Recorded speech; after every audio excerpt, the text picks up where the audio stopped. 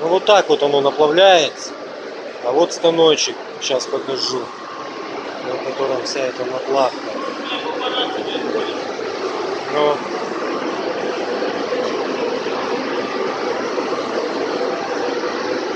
а вот здесь вот наплавляется на станочке. Потом сейчас покажу дальше. Потом оно туда перекочевывается к токарю.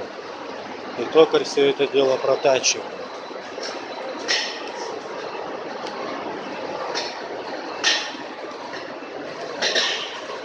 Примерно вот таким вот образом.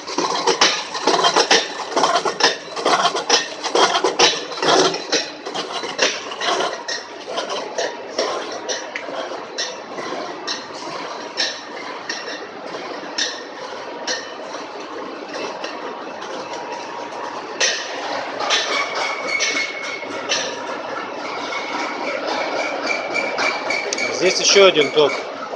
Это боковина после наплавки точится.